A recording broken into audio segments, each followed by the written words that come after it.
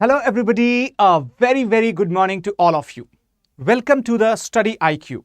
My name is Abhishek Singh and I welcome you all in this third part of our very important series, that is, do you know these female saints of India? So dear students, in the last two parts we have discussed about the two great and legendary female saints from Jammu Kashmir and from Karnataka region.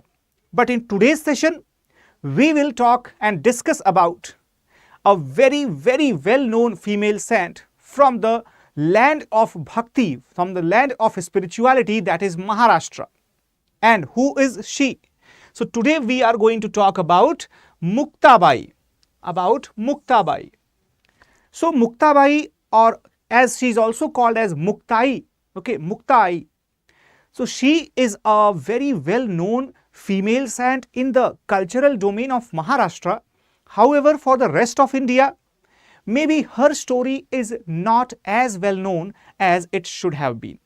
Alright, so I welcome you all in this session. So join it as quick as possible so that we could learn about her a little bit more from the point of view of the examination as well as from a general perspective as well. So let us get started without any further delay. But first of all, what is this picture about? What is this picture telling you about? So guys, this picture is basically, representing an imaginary scenario where the siblings, which include MUKTABAI, which include the three brothers, right? The three brothers including Gyaneshwar, including his two more brothers. And this scene is depicting that he was a Siddha, right? You might have heard about the different types of the, sages, and one of the categories that used to be the Siddhas, So his name was Changdev. What was the name? Changdev.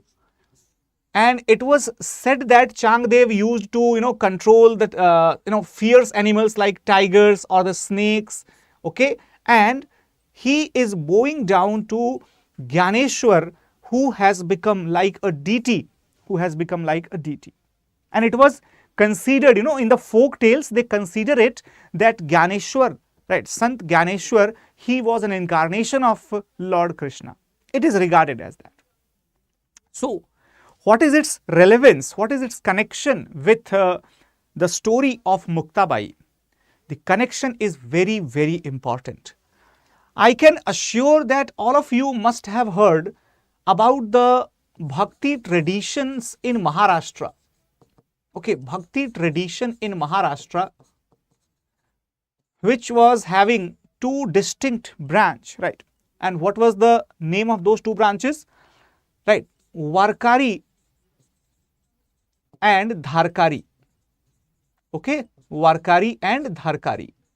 So, if we are talking about Gyaneshwar, MUKTABAI, alright, and his two brothers as well, so these people were related somehow, especially Gyaneshwar and MUKTABAI, these two were related to the VARKARI tradition. So we will understand what is this VARKARI tradition, and we will also understand what is the story of MUKTABAI. So let's get started. And as we all are aware that first of all, let us know the basic things related to MUKTABAI. So how many of you have already seen the previous two lectures? If you have not seen that, kindly go through the links and just you can watch those lectures as well. They are very crucial. In fact, even in the previous year itself, you might have seen the questions related to the Bhakti movement. Especially you can expect the questions related to the female saints as well in the upcoming examination. So who was MUKTABAI? She was a very popular saint of the VARKARI tradition, as we all discussed, and born in a Deshasth Brahman family, and she was the younger sister of the first VARKARI saint, Gyaneshwar. Gyaneshwar. Alright. She has written around 41 Abhang. 41 Abhang. Now, what is this Abhang? This could be a question in all probability. What is the Abhang? So, Abhang is basically, Abhang is basically a short poetry or short devotional poetry, okay, devotional poetry by the Varkari saints, okay. So even Gyanadev has written Abhangas and even the Muktabai has written Abhangas. All right, everybody. So her most popular and thoughtful creation, that is basically Tati, right, Tati Ugad Dhyaneshwar. Tati Ugad Dhyaneshwar, that means basically, that she told or she spoke to Gyaneshwar. Okay, so that is basically the conversation between Gyaneshwar and his sister Muktabai. All right. So it is always considered that these two, right, saints of Maharashtra, in fact of whole India, they always had the wisdom and the spiritual understanding and the knowledge much greater than their age was. How many of you are aware that exactly how many years old was Sant Gyaneshwar when he attained salvation? Anybody in the comment box, they can reply, they can answer. Balachandra, see, the links are basically connected with this class itself, right? If they are not there, so I will ensure that links are provided with the class description. All right, now, so guys, you will be surprised to know that when Sant Gyaneshwar attained salvation, he was just 21 years. He actually took samadhi. He took samadhi and he was just 21 years old. Not just that, even we are talking about Muktabai. Even when she was, she was seeing her last day, she was hardly 18 to 19 years old. Hardly 18 to 19 years old. Okay. So that was the level of their spiritual wisdom, that in such young age as itself, they were able to attain the salvation. All right. Now, so talking about her family, so here her father's name was Vitthal Pant Kulkarni, okay, Vitthal Pant Kulkarni, and her mother was named Rukmini Bai Kulkarni, okay, Rukmini Bai Kulkarni. So in the popular tradition, it is the father of Gyaneshwar or Muktabai that he is actually known with the name called Vithoba. Vithoba. Okay, Vithoba. Vitthal Pant Kulkarni, Vithoba. Remember the name, okay? And not just that, the folk tales in Maharashtra, they also regard Vitthal as the incarnation of Lord Vishnu. Got it, everyone? So from here, we see the beginning of the Varkari sect. We see the beginning of Varkari sect. All right, everybody. So now moving to the other details related to her family. So basically, there are some details related to the Nath tradition also. Guys, what is this Nath tradition? What is this Nath tradition? Remember the legacy of the very famous Nath Panthi saint Gorakhnath. All right. So this was basically a Shaivite sect. And why are we going through the details of Nath Panth? What is the connection of Nath Panth and Varkaris? It is a very important thing to understand that the Nath Panthis, okay, the Nath Panthis actually initiated Nivrutti, right? Nivrutti, who was the eldest brother of Muktabai. Okay, eldest brother of Muktabai and Gyaneshwar. Because of that purpose, because of that reason, Nivrutti Nath, he was initiated into the Nath Panthi. So because of that, we get a connection between the Varkaris and the Nath Panthis. This is important link. You can expect a question on this line. What could be the question in the examination? Question could be like that, right? Question could be like that, where it is written that consider the following statements. Statement 1 says that during 14th, 15th century, Nath Panth Nath Panth emerged as a leading sect of Shaivism.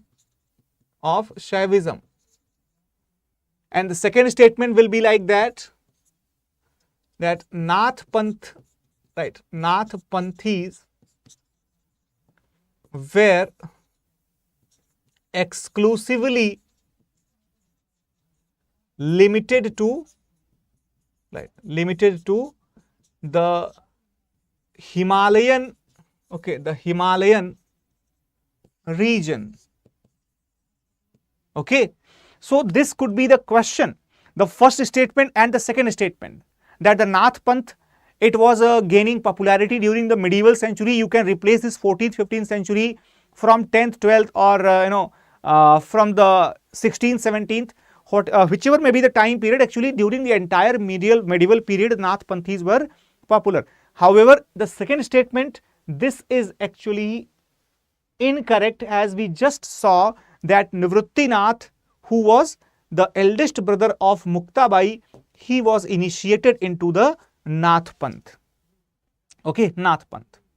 And do you remember, right, remember one thing, that it was, right, it was a Muktabai herself. It was Muktabai herself who actually got to learn the details, got to learn the, path of bhakti from her siblings, from her parents. Okay. Now, talking about her parents, Vitthal and Rukmi, right? Vitthal and Rukmi, what were they doing? They actually took the salvation, right, near Prayag. Okay, near Prayag. And it was believed that after that, all these siblings, they moved back to Maharashtra, and they arrived to the place called as Trambakeshwar near Nasik. All right, everyone. Now, if we talk about Gyaneshwar and Muktabai, so as we all discussed that he was just 21 years of age, whereas Muktabai was even lesser, right? And not just that, Nivruttinath traveled with his sister on a pilgrimage along the Tapti river, where both were caught in a thunderstorm.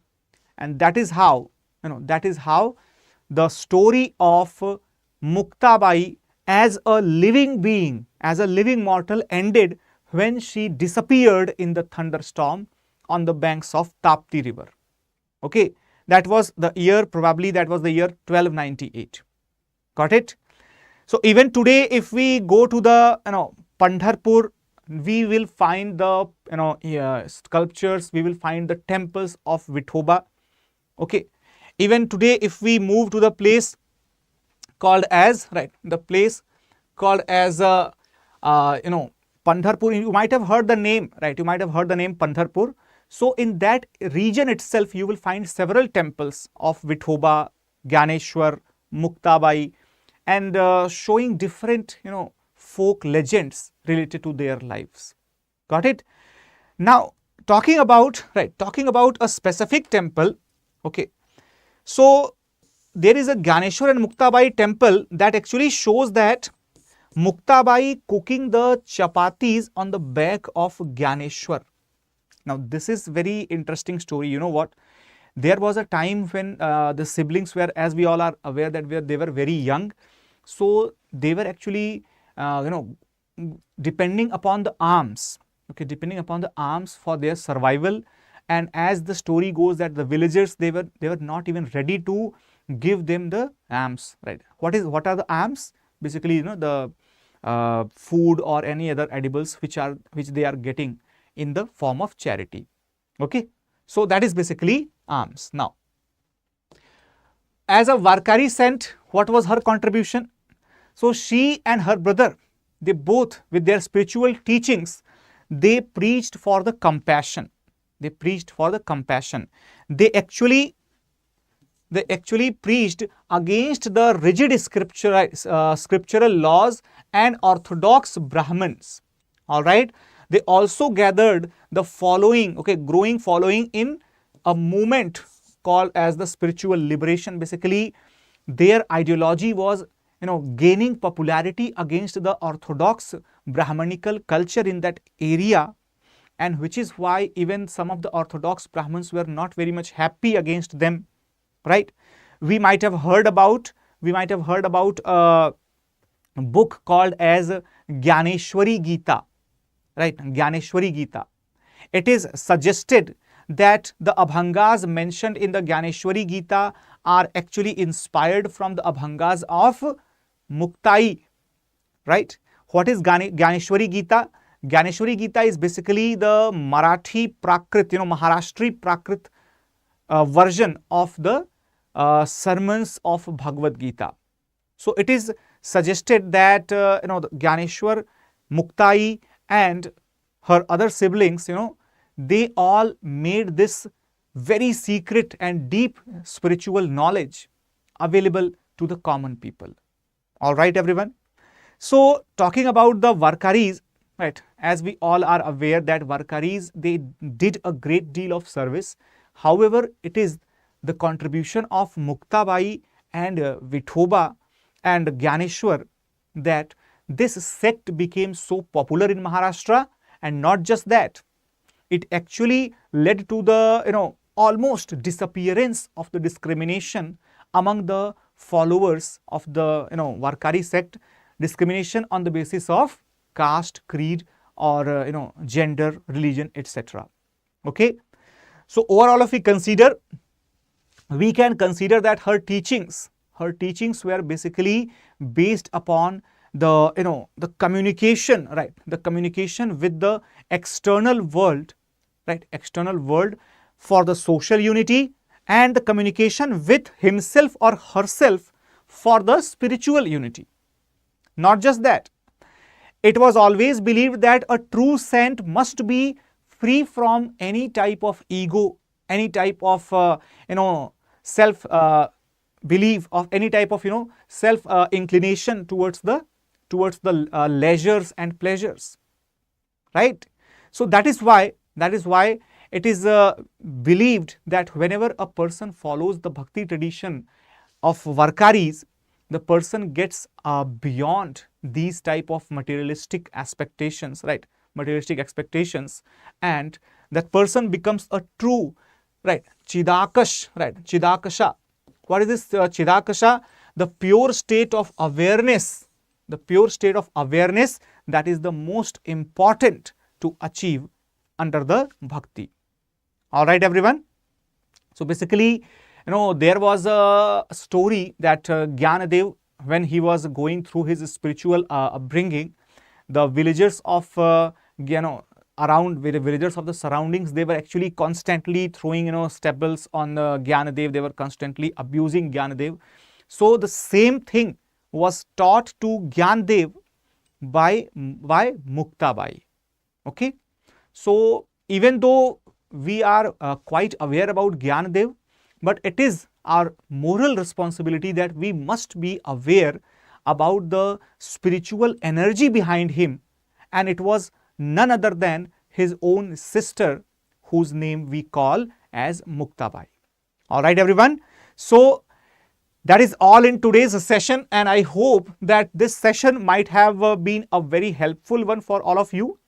You may expect at least a part of a question in the prelims examination as well, or you may expect the question in the mains examination and asking from the point of view that discuss the contribution of females, or discuss the contribution or role of the women during the medieval bhakti period. So in that answer, you can use the informations provided through this lecture. All right. So tomorrow again at the same time, 8 a.m., I will be back with the story of another legendary female saint of India. And guys, if you want to show and shower your love on this series, you can definitely like this session if you have not done yet. And if you want to see the further contributions, so we are actually planning to bring some detailed discourses, right, related to the contribution of the revolutionaries, contribution of the unsung heroes of Indian history. So if you want to see all those coming up in the upcoming weeks. So do not forget to subscribe to our channel if you have not done yet. And let's meet in the tomorrow's session with the next legendary story. Till then, take care everybody. Bye-bye and Jai Hind.